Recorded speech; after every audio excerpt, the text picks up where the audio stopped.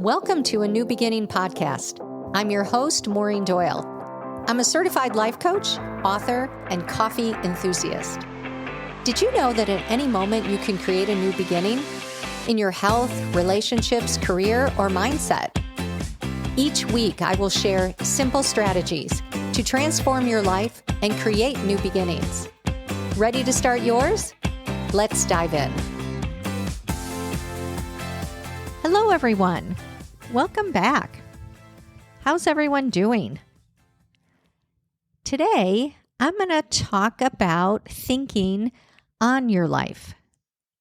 So if you're feeling stuck or overwhelmed or uninspired, then it might be time to start thinking on your life. Taking time to dream and to plan a life instead of rushing around and being and doing in your life. My mother always told me to slow down, to put your feet up and relax. Just be. Just take time to think. Take time to dream. You know, life just gets faster and faster. And if you're not careful, it's easy to get swept up in it. And then we tell ourselves, we will take time to do this when we have more time, when life slows down. But will that really happen? Or do we need to make it happen? Here are some questions to consider when you are thinking on your life. What do I want? Where am I going? What kind of person do I want to be? What kind of work do I want to be doing?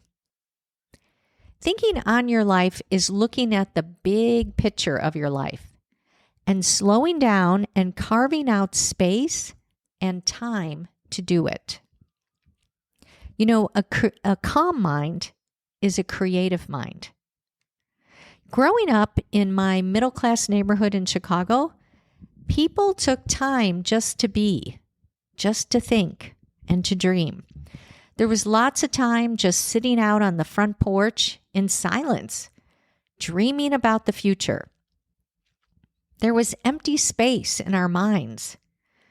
There was time to think and to be with nature. Life was a bit slower back then, and there were no cell phones or computers, so it was easier to think on your life. So today, with the fast pace of our lives, we have to be more intentional. We have to take time to think on our life. Another way I like to look at this is the difference between the mouse view and the eagle view. The mouse is always scurrying around, moving quickly, and doing whatever it is that mice do, but the view is just very limited. It's just what is in front of the mouse. But the eagle soars above it all. The eagle has a grander view. And when I think about working in your life versus on your life, I think of us as either the mouse running from one task or responsibility to the next and only seeing what's immediately in front of us. Whereas if we take the eagle view of our life, we're able to take in so much more. We're able to see the full picture. It really is the difference between zooming in on your life or zooming out on your life. Thinking again on your life or just being in your life. And here's some other questions to consider when you are zooming out. What do I want? Where am I going? What is working and what's not working for me? Who do I want to be at the end of the year? And here's another big question. What might I regret not doing at the end of my life? Asking yourself all of the big questions and not shying away from the answers. After all, we are human beings and not human doings. But it's so easy to get caught up in all of the doing. And also, it's actually easier to keep busy with all of the tasks and all of the to-dos and not take time to pause and think on your life. Because when we think about what we want, sometimes our brain comes up with thoughts that are not helpful, such as, well, that'll never happen. That's just too much. Be realistic. You're thinking too big. Or this is too hard. It's going to take too long to achieve. So we avoid taking the time to think on our life. And then we just get busy with our life. I think on my life daily. Each morning, I take about 5 minutes to imagine what I want. And I remind myself that all of it is possible. This is what I believe. Your dreams are uniquely yours. And I believe that you would not have a dream if it was not possible for you to achieve. So I do this every day after I get dressed and I get ready for my day. I grab my water with electrolytes and a cup of coffee, and I sit down and I write in my journal what it is that I want. And I imagine already having it, as if in the present tense.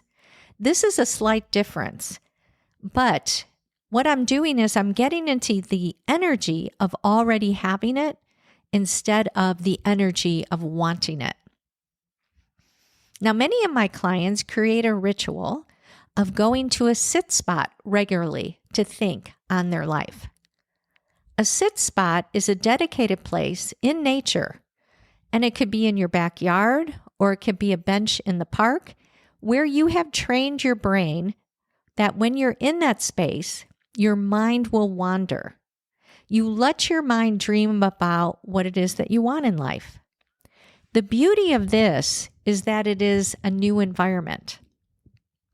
It's not your home, because in your home, there are way too many distractions. You might be thinking, oh, the dishwasher needs to be unloaded, or the laundry might need to be started. Way too many distractions. But if you go out to your sit spot and you train yourself to let your brain wander, it can get pretty creative. Now, for me, a great place to think on my life is on airplanes. I think it's the white noise and the inability for me to really move around. I have trained myself that when I'm in an airplane seat, to just allow my mind to wander, to dream and to create and plan, and believe that it is all possible. I always have a blank notebook with me to capture all of my thoughts and my dreams and my plans. And I've had a lot of time recently to do just that. This past month, I traveled to Lima, Peru, Telluride, Colorado, Boston, and tomorrow I will be back on a plane traveling to Ireland. Lots of time for me to think on my life and ask questions such as, what do I want? Has that changed? Who do I want to be at the end of the year? How can I make that happen? What needs to change in my life? What do I need to start doing? What do I need to stop doing? And notice that these questions really get my mind thinking creatively. They are not dead-end questions such as, what's wrong with me? Why can't I get it right? Dead-end questions make you feel bad. Open-ended, positive questions send your brain in another direction, and it feels good. Remember this, the quality of your life is based on the quality of your questions. So let me ask you this. Do you ever think on your life? And how often do you do that? Maybe you can start to find 5 minutes each day to do that in the morning. Or maybe you can find time once a week to go to your sit spot and think about your dreams and goals and priorities. Or are you getting on an airplane anytime soon? I want to challenge you to start doing this. Be intentional. And remember to ask yourself questions such as, what do I want for my life? What would I love? Who do I want to become? You want to start creating your life intentionally. Just don't let it happen to you.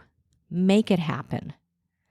And it all begins with giving yourself time to think on your life. Have a beautiful week, my friends. Talk to you next week. If you enjoyed this podcast, check out my free workbook, 6 Secrets to Getting Anything That You Want.